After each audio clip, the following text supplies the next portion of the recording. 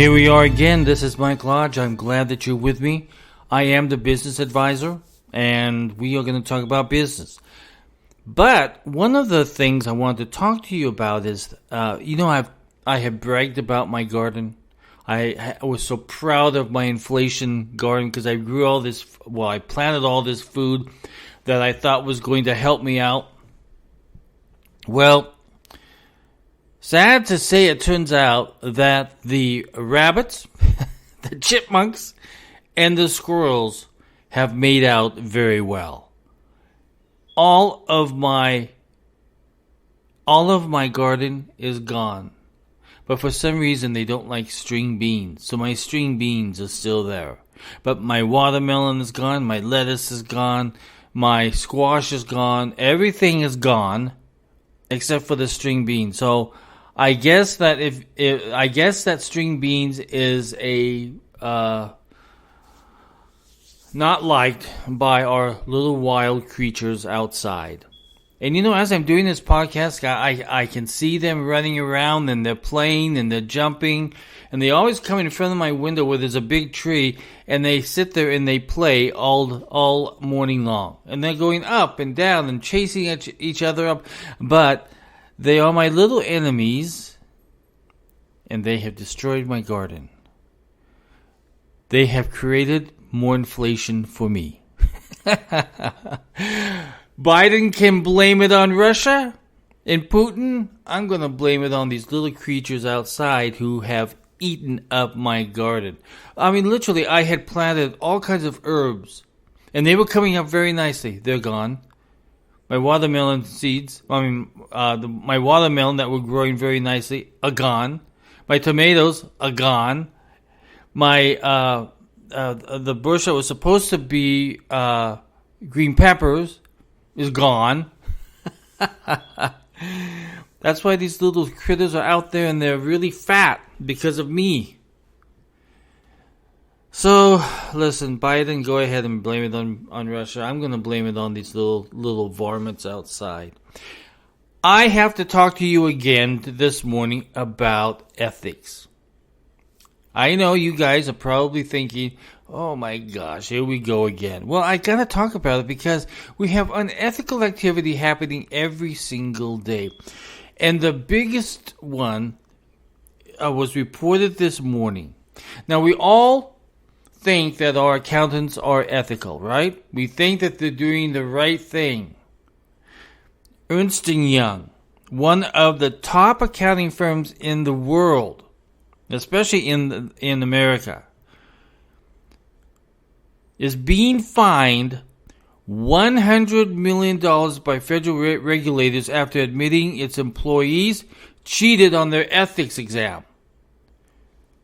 Now, who in the world would do an unethical thing by cheating on an ethics exam?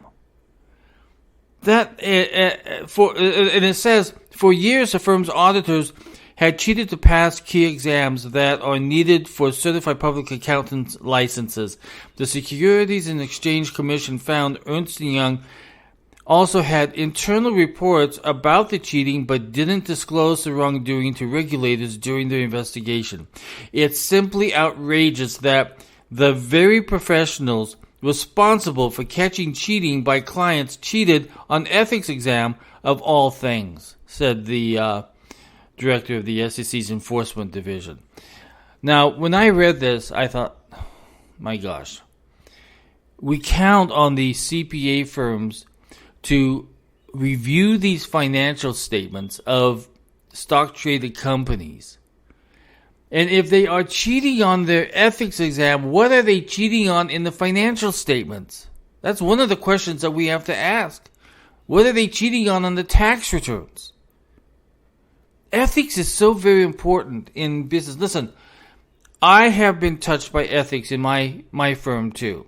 Several years ago, I had an accountant that did something really bad and had to go to federal prison for it. And that always was in the back of my mind. In fact, I even wrote the book, Ethically Thinking. It's not that difficult. And I was so hit by it that that I wrote that book because I thought ethics was so important. And then as I look at what happens in Congress, what happens in the media, what happens in business, what happens when companies go woke and become unethical in their political practices inside the company, I think that every single day we need to talk about ethics. I think that we have to be reminded that ethics is part of our life, not just in our professional lives, but in our personal lives too. And if you look at many individuals who are out there doing scammy things, we can tell that ethics is not a part of their agenda.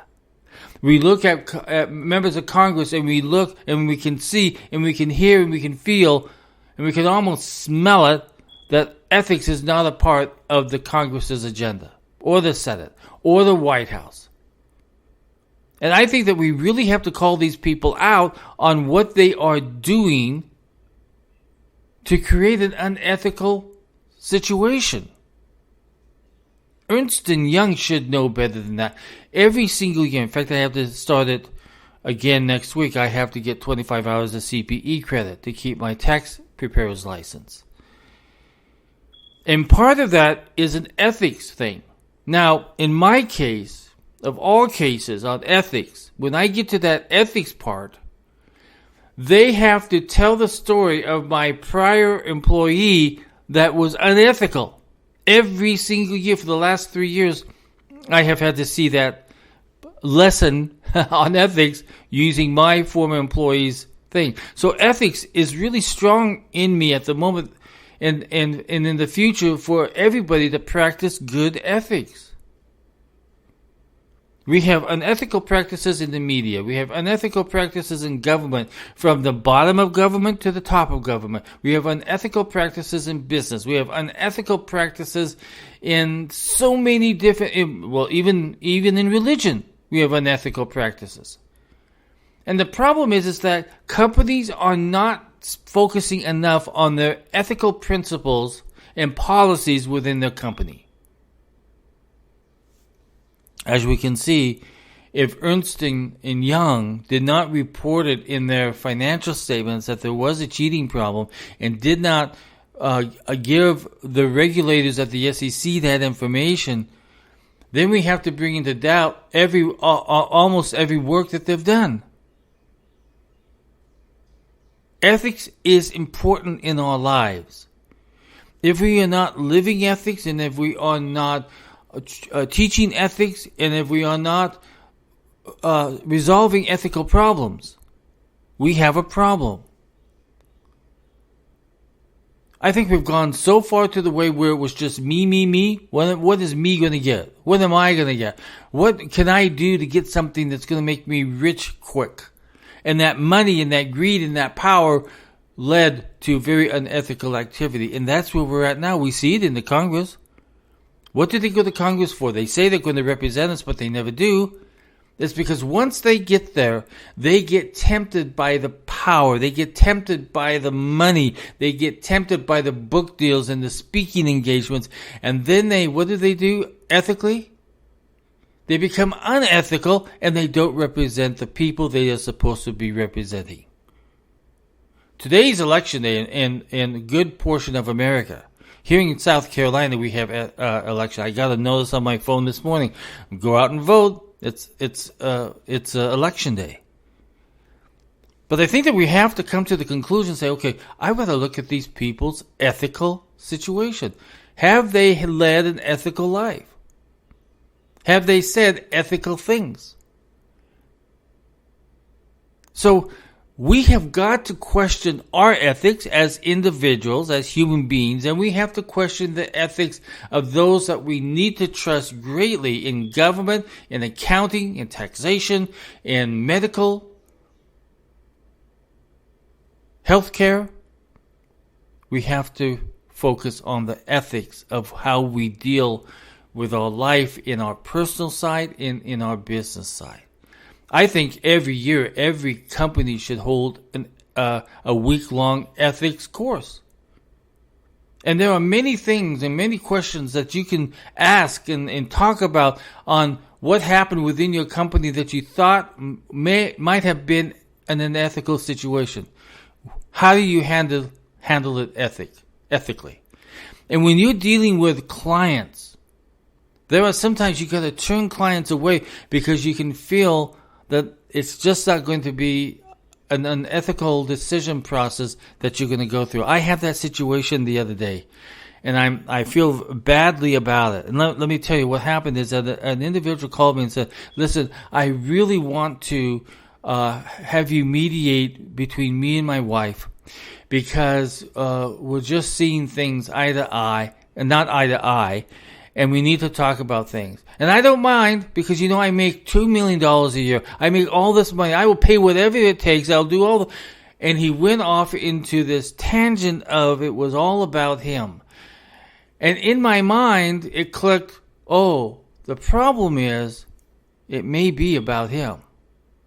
Am I going to make a good judgment in the questions that I ask in this mediation? And I had to turn it down. I had to ignore it because I had already made up a mind about him.